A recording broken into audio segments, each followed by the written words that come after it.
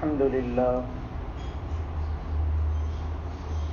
لله وكفى وسلام على عباده الذين اصطفى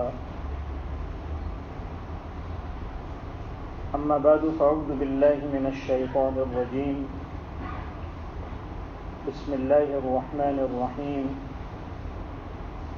إن الدين عند الله الإسلام وقال تعالى ومن يبتغي غير الإسلام دينا فلن يقبل منه صدق اللہ العظیم۔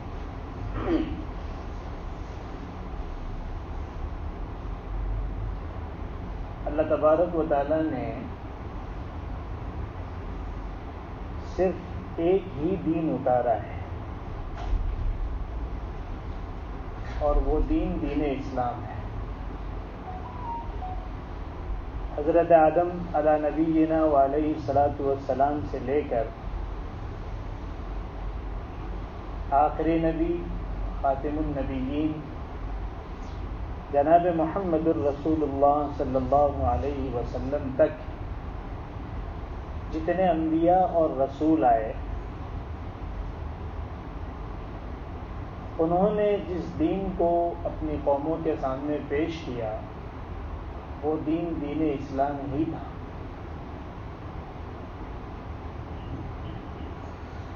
اسی وجہ سے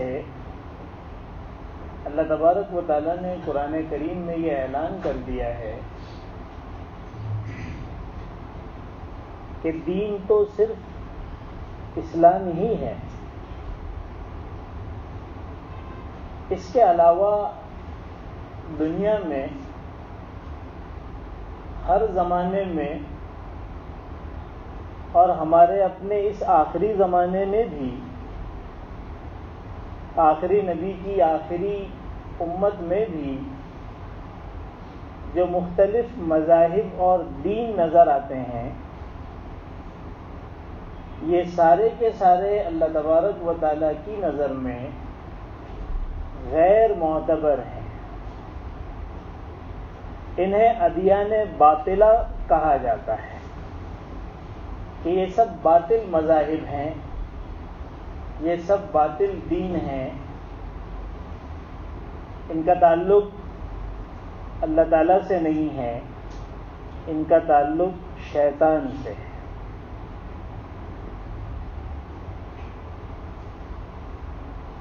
دین سے کیا مراد ہے؟ دین سے مراد ہے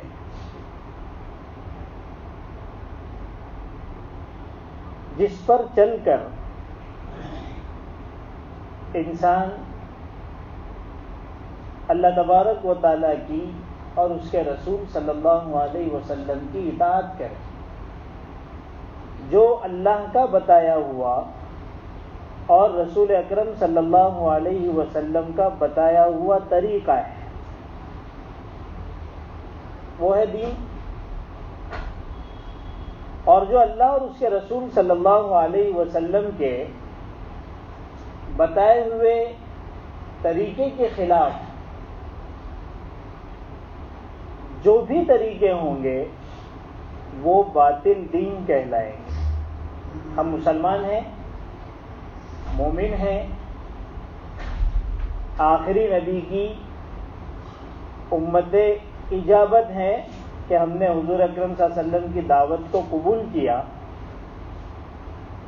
تو اب ہمارے لیے ضروری ہے کہ ہم اللہ اور اس کے رسول کی کامل اتباع کریں، کامل اطاعت کریں۔ آپ نے جس طریقے سے اپنی پوری زندگی گزارنے کا حکم دیا، اسی طریقے سے اپنی زندگی کو گزاریں۔ اس میں ذرا برابر بھی کوتاہی اللہ تبارک و تعالیٰ کے یہاں پر قابل عفو اور قابل درگزر نہیں ہے۔ قرآن میں اللہ تعالیٰ نے بہت صاف لفظوں میں ایمان والوں کو اور مسلمانوں کو تنبیہ فرما دی ہے کہ تمہارا مسلمان ہوتے ہوئے اور مومن ہوتے ہوئے آدھے ادھورے دین پر چلنا ہمارے یہاں پر دنیا اور آخرت کی پکڑ سے بچا نہیں سکتا.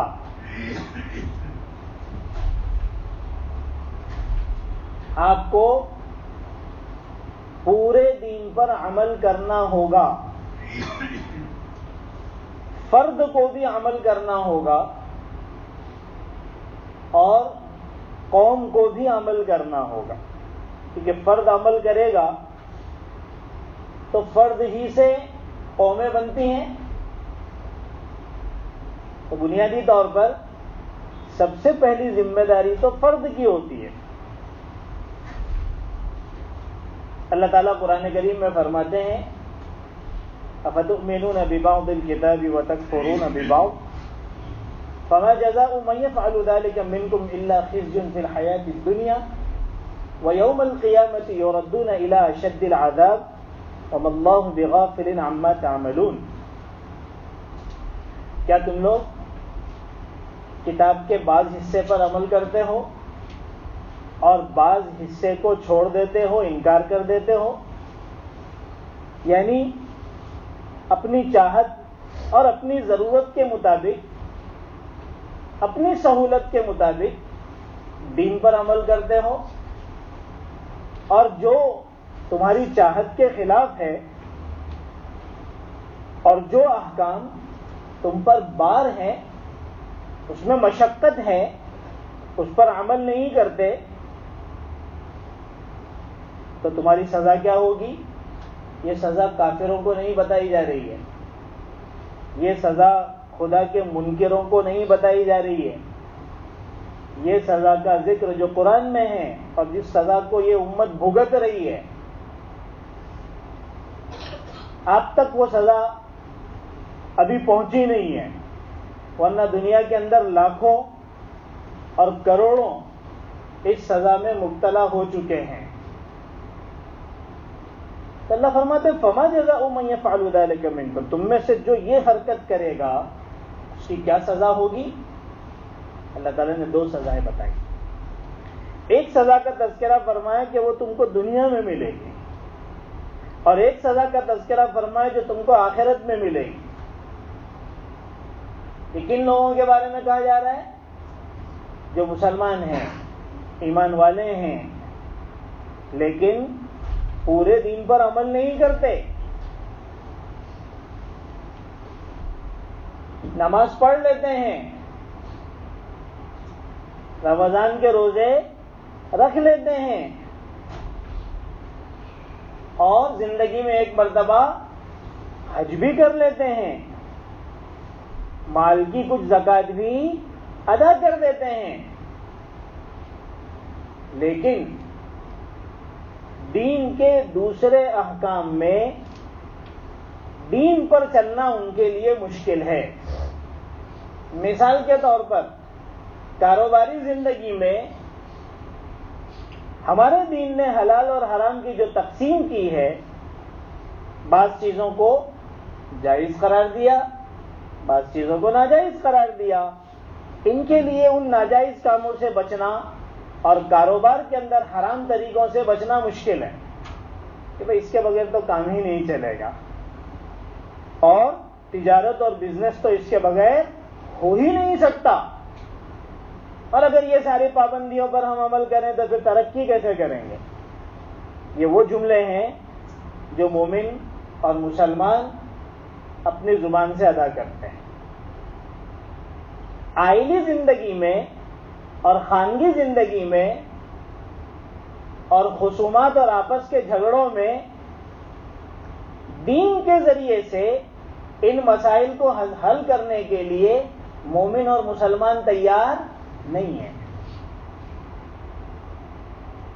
اسے اپنے دین پر اعتماد ہی نہیں ہے، دینی فیصلوں پر اعتماد ہی نہیں ہے، اسے قرآنی احکام پر یقین نہیں ہے. وہ اس میں عدل اور انصاف کا پہلو نہیں دیکھتا. ایک بہت بڑا طبقہ ایسا ہے، بلکہ ہم کہہ سکتے ہیں 50% سے زیادہ، میں بہت احتیاط کے ساتھ بول رہا ہوں ورنہ میں 90% بھی کہہ سکتا ہوں، 50% سے زیادہ، کیونکہ ہم نے ان کو دین سکھایا ہی نہیں. ہم نے کبھی ان کے دین کی فکر کی ہی نہیں. نماز جو کسی مسلمان کے مسلمان ہونے کی پہچان ہے، حضور اکرم صلی اللہ علیہ وسلم نے فرمایا کہ جو شخص مسجد میں آتا ہے جاتا ہے، تم اسے آتا جاتا دیکھتے رہتے ہو تو گواہی دو کہ وہ مومن ہے. تو جس امت اور جس قوم کے 95% سے زیادہ لوگ مسجد ہی میں نہیں آتے، جو کہ کسی مسلمان کے ایمان اور اسلام کے پہچان کی کسوٹی ہے، تو دوسرے معاملات میں کیا حال ہوگا؟ اسلامی معلومات کا کیا حال ہوگا؟ پتہ نہیں وہ ایک لطیفہ ہے یا کیا ہے، لیکن ایک پوسٹ آئی، ایک بہت بڑے صاحب کا ایک بیٹا تھا اور اس کا ایک بہت اہم پرچہ تھا ایگزام کا. اس میں ایک سوال تھا کہ پہلے 3 خلیفہ کے نام بتاؤ. کون بنے گا کروڑ پتی کا جو ایک سوال تھا وہ میں تذکرہ کر ہی نہیں رہا ہوں کیونکہ وہ تو سبھی کو پتا ہوگا. یہ تو میں پوسٹ کی بات کر رہا ہوں. تو اس نے تقریباً سارے جوابات جو تھے وہ تو لکھ دیے تھے. ایک سوال جو ہے وہ اس قسم کا غیر متعلق آ گیا کہ بھئی صحابہ کی ہسٹری اور ہم سے پوچھا جائے حضور اکرم صلی اللہ علیہ وسلم کی سیرت ہمیں کیا پتا. ایک سوال آیا پہلے 3 خلیفہ کا نام بتاؤ. تو جو ایگزام کے اندر جو ایک صاحب ذمہ دار ہوتے ہیں، ان کے ابا کے دوست تھے، تو وہ بڑا پریشان تھا کہ بھائی اس کا جواب کیا لکھوں. انہوں نے ایسا سوچا کہ اس کو بتانا چاہیے، کیونکہ صرف مسئلہ نمبر کا نہیں ہے، مسئلہ اس کے مسلمان ہونے کا بھی ہے کہ یہ پرچہ جب چیک کرنے والے غیر مسلم کے پاس پہنچے گا تو بولے گا اس کو اتنا بھی معلوم نہیں. تو تھوڑا سا ایمانی غیرت نے اس شخص کو اس بات پر آمادہ کیا کہ بتا دیا جائے، حالانکہ اس کی اجازت شریعت دیتی بھی نہیں، وہ ایک الگ چیز ہے، چیٹنگ. تو وہ شخص اس کے پاس گئے اور کہا کہ بھئی کیا تکلیف ہے، کیوں پریشان ہے، اس کا جواب مجھے نہیں آ رہا ہے. اس نے کہا کہ تو تیرے 3 ماموں کا نام لکھ دے. ماموں کے ابا نے ایمانی جوش میں اپنے 3 بیٹوں کا نام ابو بکر، عمر اور عثمان رکھا تھا، اور بول کے چلے گئے کہ اتنا سینس تو ہوگا، اتنا سینس تو ہوگا کہ بھائی 3 ماموں کا نمبر ترتیب وار وہی ہے. اس نے کچھ لکھا پرچے میں. بعد میں جب جا کے انہوں نے دیکھا تو اس نے ان 3 ناموں کی جگہ پر ان کا جو پیٹ نیم تھا، جگو چاچا اور ممو بھائی اور فلاں، وہ لکھا تھا. تو اسلامی نالج کا، اور یہ آپ سب کے گھر میں آپ اندازہ کر سکتے ہیں کہ بھئی ہمارے بچوں کا کیا حال ہے دینی نالج کا. تو جب یہ بنیادی چیزیں اور چھوٹی چیزیں معلوم نہیں ہیں تو دین کے مسائل اور دین کے احکام کا کیا علم ہوگا. یہ ہماری اسلامی اور ہماری دینی زندگی کا حال ہے. تو بہرحال میں یہ کہہ رہا تھا کہ اللہ تعالیٰ نے 2 سزائیں بیان کی. ایک سزا دنیا میں اور ایک سزا آخرت میں۔ دنیا کی سزا یہ بیان کی کہ ہم تمہیں ذلیل اور رسوا کر دیں گے، اور قرآن نے دوسری جگہ کہا ہے کہ اتنا ذلیل کر دیں گے کہ لوگوں کی نگاہوں میں تم جانوروں سے زیادہ گر جاؤ گے۔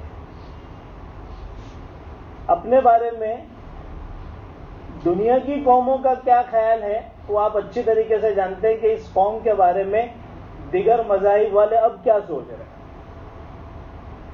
کہ ہمارے سے کوئی ڈیل کرنے کے لیے تیار نہیں ہے الا ماشاءاللہ، ہمیں اپنی بستیوں میں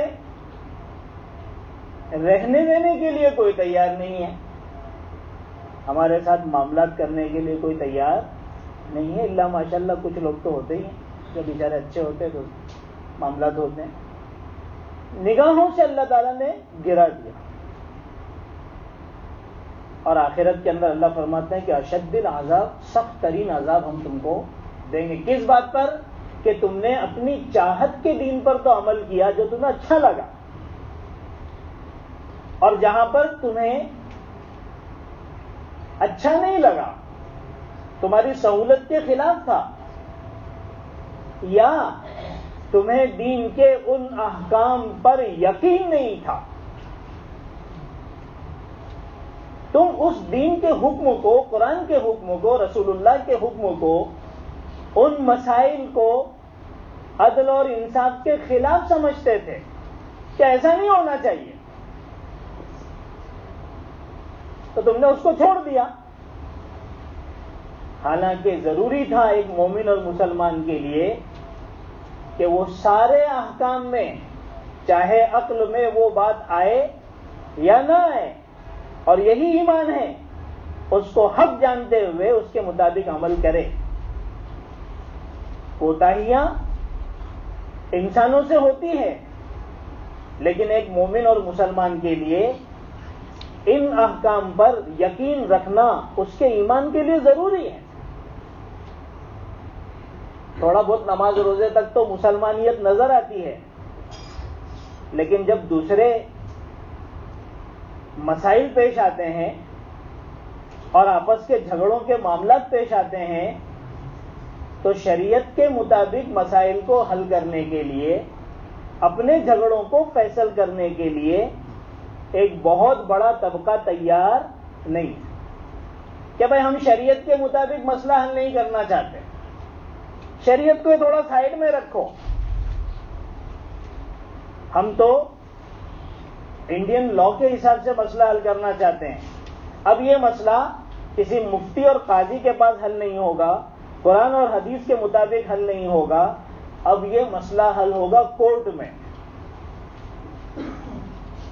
کیا یہ چیزیں اب ہمارے معاشرے میں نہیں ہو رہی ہیں؟ کیا معاشرے کا ایک بہت بڑا طبقہ کورٹ کے اندر سالہ سال سے بھیڑا ہوا نہیں ہے، لڑ نہیں رہا ہے؟ کیا ہمارا دین ان مسائل کو حل کرنے کی اہلیت نہیں رکھتا؟ کیا ہمارے دین میں ان مسائل کو حل کرنے کے لیے کوئی سلوشن نہیں ہے؟ ہماری حرکتوں سے تو ایسا ہی لگتا ہے کہ بھئی ہمارے دین میں کوئی حل موجود نہیں ہے، قابل قبول حل موجود نہیں، حالانکہ یہ ہماری اپنی جہالت ہے، سراسر ناواقفیت ہے، یہ بے اعتمادی اور یہ دین سے بے اطمینانی، یہ ہمارے اپنے ایمان کے لیے مسئلہ پیدا کر دے گی۔ قرآن کریم نے اس طرح کی حرکتوں کو نفاق قرار دیا کہ یہ تو منافقوں کی حرکت ہے۔ قرآن نے ایک جگہ پر حکم دیا بہت صاف ہو، اطیعوا اللہ و اطیعوا الرسول و اولی الامر منکم، فَإِن تَنَازَعْتُمْ فِي شَيْءٍ فَرُدُّوهُ إِلَى اللَّهِ وَالرَّسُولِ إِن كُنتُمْ تُؤْمِنُونَ بِاللَّهِ وَالْيَوْمِ الْآخِرِ. پوری شریعت کا ایک آیت میں ضابطہ بیان کر دیا کہ اس کے مطابق اپنی زندگی کو گزارنا ہے. کیا ہے؟ اللہ کی اطاعت کرنا ہے، رسول اکرم صلی اللہ علیہ وسلم کی اطاعت کرنا ہے. ان دو جگہوں پر اگر کچھ نہ ملے تو اولو الامر کی اطاعت کرنا ہے. اولو الامر سے مراد بعض مسائل کے اندر حکام ہیں اور بہت سارے مسائل کے اندر مجتہدین کا اجماع ہے، فقہا کا اجماع ہے، جس پر سارے فقہا اور مجتہدین اتفاق کر لیں، اس کے مطابق چلنا ہے. اور اگر ان تین چیزوں کے اندر آپ کو اس مسئلے کا حکم نہیں ملتا ہے تو فقہا جو قیاس کرتے ہیں قرآن اور حدیث سے، اسی جیسے مسئلے کے ذریعے سے اس نئے مسئلے پر حکم کو جاری کرتے ہیں، اس علت کی وجہ سے جو دونوں کے اندر مشترک ہوتی ہے تو اس پر عمل کرنا ہے. یہ شریعت کا وہ ایک مجموعی ضابطہ ہے جس میں آپ کو ہر قسم کے مسائل کا حل مل جائے گا. دنیا کا کوئی ایسا مسئلہ نہیں ہے، قدیم و جدید، پرانا ہو یا نیا، اور نئے سے نیا ہو، جس کا مسئلہ ہماری شریعت میں اس کا حل نہ ہو. یہ ممکن ہی نہیں، کیونکہ یہ شریعت کامل و مکمل ہے. اس میں ہر قسم کے قیامت تک آنے والے نئے سے نئے مسائل کا حل موجود ہے. تو آپ کو اپنے سارے مسائل صرف اور صرف شریعت کے مطابق ہی حل کرنا ہے. اس کو چھوڑ کر کسی اور طریقے کے مطابق جانا اور کہیں اور جا کر حل کرنے کی کوشش کرنا، اگر شریعت کے انکار کے ساتھ ہے تو کفر ہے، اور اگر انکار تو زبان سے نہیں کرتا، عملاً ایسی حرکت کرتا ہے، تو یہ منافق جیسی علامت ہے، نفاق جیسی چیز ہے. اللہ تبارک و تعالیٰ نے ایک واقعے کی طرف قرآن کریم کی بعض آیتوں میں اشارہ کیا اور اس کے ذریعے سے بتایا کہ دین و شریعت کو چھوڑ کر اور قرآن اور حدیث کو چھوڑ کر کسی اور جگہ اپنے مسائل کو حل کرنے کے لیے جانا، یہ منافق ہی کا کام ہو سکتا ہے، مسلمان کا کام نہیں ہو سکتا. واقعہ کچھ اس طرح ہے کہ بعض اہل کتاب، یہودی خاص طور پر ان میں اور نصرانی، انہوں نے صرف دکھلاوے کے لیے ایمان قبول کیا، اسلام قبول کیا، جو منافق کہلائے، لیکن وہ معاشرے میں مسلمانوں کی طرح اپنے آپ کو ظاہر کرتے تھے. ان کا چونکہ مزاج وہی یہودیانہ تھا کہ وہ اپنے معاملات کے اندر رعایت چاہتے تھے کہ بھئی ہمارے ساتھ خصوصی معاملہ کیا جائے، ہماری رعایت کی جائے. اور بہت سارے مسائل وہ رشوتوں کے ذریعے سے اپنے حق میں فیصل کروایا کرتے تھے کہ رشوت دے دی، اپنے حق میں کروا لیا. اللہ تبارک و تعالیٰ نے قرآن کریم میں ان کے احبار اور رہبان اور ان کے علماء کے تعلق سے تو بات بتائی ہے کہ یہ دنیا کے خاطر اور دنیا کی دولت کے خاطر اپنے مذہب کو، اپنے دین کو لوگوں کی چاہت کے مطابق بدل دیا کرتے تھے کہ ٹھیک ہے بھائی آپ کو یہ کرنا ہے، اب اس کے مطابق حکم یہ ہوگا، اور کچھ دنیا کا فائدہ جو ہے وہ اٹھا لیا کرتے تھے. تو ظاہر سی بات ہے کہ مزاج اپنے مطابق کام نکالنے کا ان کا بنا ہوا تھا. جیسے آج بھی بہت سارے اہل ثروت اور بڑے قسم کے لوگ ہیں، وہ چاہتے ہیں کہ ہمارے مزاج کے مطابق فتویٰ ملے، مسئلہ ہمارے حق میں آنا چاہیے. تو یہ مزاج پرانا ہے، اور جیسے اس زمانے میں بہت سے اس قسم کے علماء تھے، آج بھی ہو سکتے ہیں. بہرحال تو ایک شخص تھا، اس کا نام تھا بشر، وہ منافق تھا. اس کا ایک یہودی کے ساتھ ایک معاملہ پیش ہوا، اختلافی جھگڑے والا. تو دونوں نے آپس میں مشورہ یہ کیا کہ اس مسئلے کو ہم حل کرواتے ہیں، کسی اور کے پاس، کسی تیسرے کے پاس جانا پڑے گا. تو یہودی نے کہا کہ ہم اس مسئلے کو محمد کے پاس جا کے حل کراتے ہیں صلی اللہ علیہ وسلم. اور بشر جو مسلمان تھا ظاہر میں، اس نے کہا نہیں محمد کے پاس نہیں جائیں گے، ہم جائیں گے یہودیوں کے ایک بڑے سردار کعب ابن اشرف کے پاس، جو نہ صرف یہ کہ مسلمانوں کا بلکہ حضور اکرم صلی اللہ علیہ وسلم اور اسلام کا سخت ترین دشمن تھا. یہودیوں کی دشمنی کو تو قرآن نے بیان کیا کہ سب سے زیادہ اگر کوئی اسلام سے دشمنی رکھتے تو وہ یہودی اور مشرکین ہیں. عجیب بات ہے، بولنا چاہیے تھا یہودی کو کہ چلتے ہیں کعب ابن اشرف کے پاس جو یہودی سردار ہیں، وہ بول رہا ہے کہ محمد کے پاس چلیں گے. اور اس ظاہر میں نظر آنے والے مسلمان جو منافق تھا، اس کو بولنا چاہیے ہم محمد کے پاس جاتے ہیں صلی اللہ علیہ وسلم، لیکن وہ بول رہا ہے کہ ہم یہودی سردار کے پاس جائیں گے. اس کی وجہ علماء نے بیان کی ہے، لکھی ہے کہ بات اصل یہ تھی کہ دونوں کو اس بات کا یقین تھا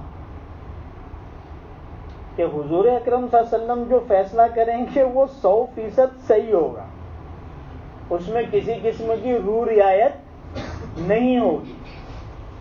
یہودی حق پر تھا تو اس کو یقین تھا کہ فیصلہ حق پر وہیں سے ہوگا، اور یہ بشر منافق باطل پر تھا، جھوٹ پر تھا، تو اس کو بھی اس بات کا یقین تھا کہ میرے خلاف ہی فیصلہ آئے گا.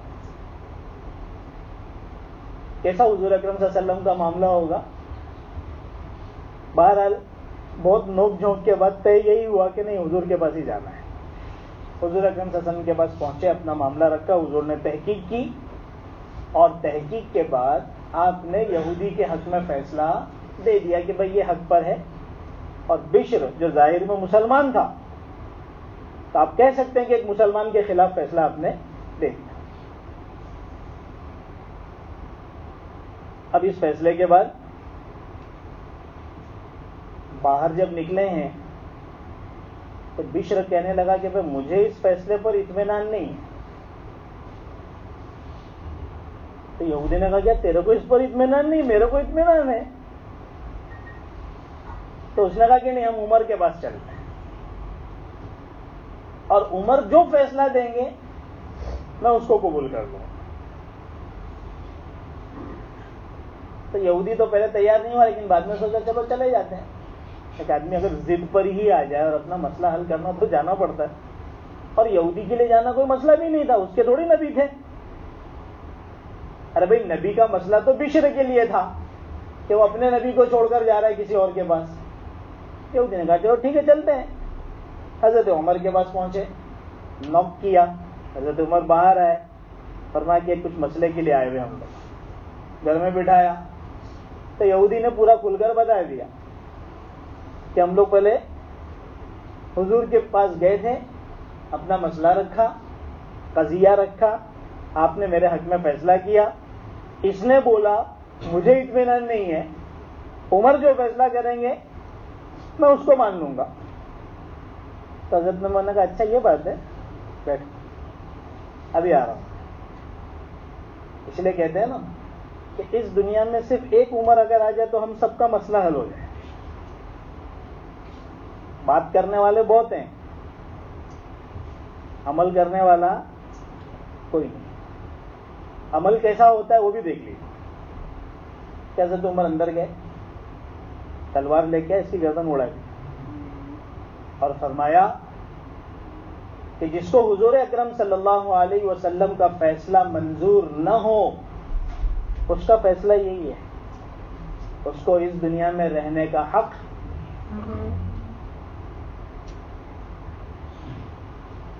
اب ظاہر سی بات ہے کہ رشتہ دار ہیں، چاہنے والے ہیں، تعلقات والے ہیں، سب حضور اکرم صلی اللہ علیہ وسلم کے پاس پہنچ گئے. حضور کو پتہ نہیں کہ کیا ہو رہا ہے، وہ تو سب وہیں کے وہیں معاملہ سلٹ گیا. تو اگر ان لوگوں نے حضرت عمر کے خلاف مقدمہ دائر کر دیا کہ انہوں نے جو ہے اس کے ساتھ زیادتی کی ہے، کہ تو مسلمان تھا، اور دوسری بات انہوں نے یہ کہا کہ وہ تو عمر کے پاس صرف اس لیے گئے تھے دونوں کہ ہو سکتا ہے کہ کوئی ایک تیسرا راستہ نکل جائے اور کوئی صلح صفائی کی شکل نکل جائے، اس لیے گئے تھے. وہ آپ کے فیصلے پر کوئی جو ہے وہ اطمینان نہ ہو، آپ وہ ناراض ہوں یا قبول نہ، ایسا معاملہ نہیں تھا. تو اللہ تبارک و تعالیٰ تو دیکھ رہا تھا. اللہ تبارک و تعالیٰ کی طرف سے باقاعدہ آیتیں اتری اور اس میں سارا معاملہ دودھ کا دودھ اور پانی کا پانی کر دیا گیا اور بتا دیا گیا کہ یہ منافق تھا، اور یہ جو حضور اکرم صاحب کے فیصلے کے بعد حضرت عمر کے پاس گیا ہے، یہ اب اس کا نفاق بھی ختم ہو کر یہ ظاہر میں پوری طرح سے کافر ہو چکا اور اس کے قتل کرنے کی پوری اجازت تھی. اب حضرت عمر جو ہے اپنے عمل کے اندر بری ہیں، ان کے اوپر کوئی مقدمہ قائم نہیں ہو سکتا، کوئی الزام نہیں لگ سکتا. پوری قرآن کریم کے اندر آیتیں اتری اور حضرت عمر کی برات نازل ہوئی.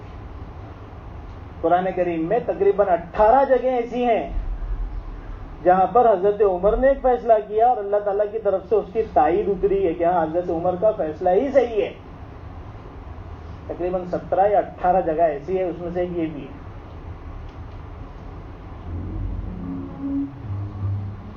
تو یہ کیا چیز تھی جس کی اتنی بڑی سزا اس کو ملی، اور اسی طریقے پر چلنے والے کو آگے اللہ نے قرآن میں فرمایا کہ تمہارے لیے بھی یہی سزا ہوگی اگر تم اپنی حرکتوں سے باز نہیں آئے، کہ تم نے اپنے احکام اور اپنے مسائل اور اپنے قضیوں اور اپنے خصومات کو، اپنے جھگڑوں کو، دین کو چھوڑ کر کسی اور طریقے سے حل کرنے کی کوشش کی. تو کیونکہ ہمارا دین کامل و مکمل ہے اور پورے دین پر عمل کرنا یہ ہم پر لازم ہے،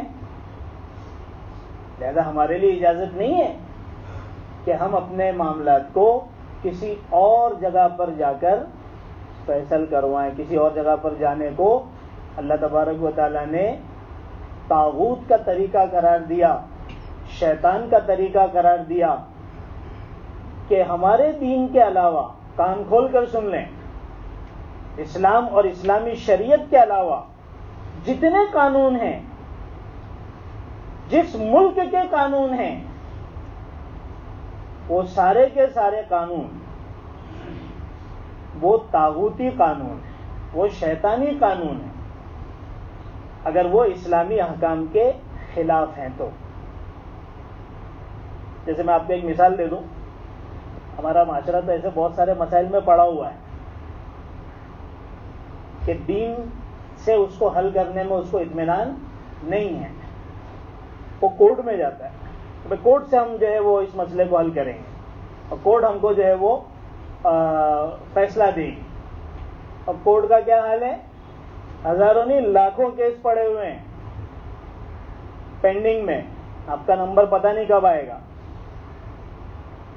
جیسے مثال کے طور پر ایک وراثت کے معاملے کو لے لیں. ہماری شریعت نے بہت سارے مصلحتوں اور حکمتوں کے تحت لڑکی کے مقابلے میں لڑکے کو 2 حصہ دیا ہے، لڑکی کو 1 حصہ دیا ہے. یہ شریعت کا حکم ہے، یہ قرآن میں اس کو باقاعدہ مینشن کیا گیا ہے کئی جگہ پر. اب اگر لڑکیاں یہ کہیں کہ ہمارے ساتھ زیادتی ہو رہی ہے، ہمارے ساتھ اسلام نے انصاف نہیں کیا، ہم کو بھی برابر ملنا چاہیے تھا، تو ایک طرف دین کے جاننے والے، دین کے احکام کو بتانے والے آپ کو قرآن اور حدیث کھول کر دکھائیں گے کہ بھئی یہ طریقے سے جو ہے وراثت تقسیم ہوگی. اب اگر کوئی یہ کہے کہ ہم انڈین لا کے حساب سے کورٹ کے ذریعے سے اپنے مسئلے کو حل کریں گے، تو یہ ہوگا اللہ کے دین کو اور اللہ کی شریعت کو چھوڑ کر اپنے مسئلوں کو، اپنے خصومات کو، اپنے آپسی جھگڑوں کو شیطانی طریقے سے حل کرنا، صاف لفظوں میں، کیونکہ اس کو اللہ نے طاغوت کا طریقہ قرار دیا ہے۔ اور ظاہر سی بات ہے کہ اس کے ایمان پر کیا اثر پڑے گا، آپ اندازہ کر سکتے ہیں کہ بہت سی شکلوں میں تو آدمی ایمان سے ہی خارج ہو جاتا ہے جب وہ اپنی زبان سے بولتا ہے کہ بھائی میں شریعت وریت کو نہیں مانتا، میں شریعت وریت کے حساب سے نہیں چلوں گا، میں تو انڈین لا کے حساب سے اور میں تو قانون اور کورٹ کے حساب سے چلوں گا۔ بھائی یہ جملہ بولتے ساتھ ہی وہ ایمان سے باہر ہو چکا ہے، وہ تو کورٹ میں بعد میں جائے گا، کوئی معمولی چیز نہیں ہے۔ اس وجہ سے دین پر عمل بھی کرنا ہے، دین کے احکام پر اطمینان اور یقین بھی رکھنا ہے، اور اپنے سارے مسائل اور اپنے سارے معاملات، اپنے سارے خصومات اور آپسی جھگڑے صرف اور صرف دین کے مطابق حل کرنا ہے۔ میں آخر میں آپ کو اس بات کا یقین دلاتا ہوں کہ اللہ تعالیٰ نے